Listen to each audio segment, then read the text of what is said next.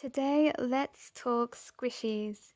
So you want to make a squishy, but the question is, where do I get my memory foam from? Because a lot of people use memory foam for squishies. That's what makes them slow rising. So when you're making your own squishy, a lot of people tend to think it's really expensive, you've got to buy a whole mattress or a pillow, and that is still quite expensive, especially if it's memory foam. I can buy a memory foam for £1 or $1, and I'm going to show you how.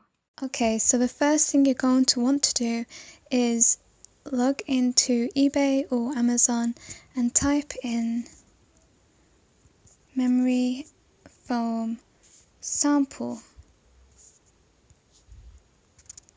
So as you can see, you can get all of these samples for 99p or $1, and you don't need to pay for a whole mattress or a whole cushion. You get free shipping, so you're basically making your squishy for £1 or $1. You can't go wrong with that. Memory foam sample, as you can see, it's quite big. You can definitely get at least 3 squishies out of there, depending the size that you want. And it's really good quality, and it's really quite soft. So yeah, $1 or £1, and that's way cheaper than having to buy a pillow, which a lot of people do, and that's why a lot of people can't get to make the squishies that they want, and they have to end up making a paper squishy or a masking tape squishy. The other options that you have is using a car sponge, which you will really get very cheap. I got this for around 20p. But the only problem with these is, as you can see, the holes are quite big.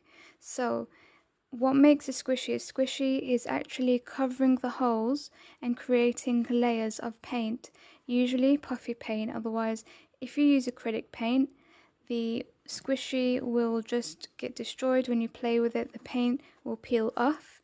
So what you have to do is use puffy paint. Puffy paint is expensive, so what I tend to do is either mix my puffy paints with PVA glue or mix my acrylic paint with PVA glue and shaving foam. That mimics puffy paint as close as possible, so it just gives the paint some flexibility, which allows your squishies to be held and played, and anything you want to do with it should sustain. Along with car sponges, you can even use washing up sponges, but they're small, they're really small, and as I mentioned before, the holes are quite big, so you're going to have to paint more layers. So with each layer, when you paint it, you have to let it dry before you build the other layer, and I'm guessing something like a car sponge will probably need around 6 layers in order to trap all of the air in, which then makes it squish and become slow rising. So the way memory foams work is, if you can see, the holes are really small, so that already makes it slow rising and traps the air in, so you probably only need to paint 2 to 3 layers on these. The other thing that you can do is take a sponge like this and you can give it a makeover. So you just remove the string, stick all of these down with some fabric glue, and then paint over it with your puffy paint or your acrylic puffy paint sort of mixture, and just keep building on the layers, letting it dry between each layer, and then it will become a squishy. And my last tip to share with you all for squishies is using makeup sponges. Makeup sponges are really cheap. You get a whole bag for $1 or £1, and there's different shapes, so you can do different things with them. Like this could be turned into a pizza slice, or just as I've done here, turn them into cake slices.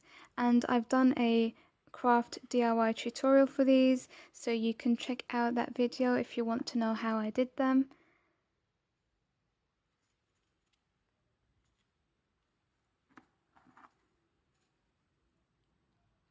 So you don't always have to make a paper squishy or a tape squishy. I've given you all the options as to how to make a foam memory squishy that is so rising and cheap. I hope you've enjoyed this video and subscribe for more. Bye!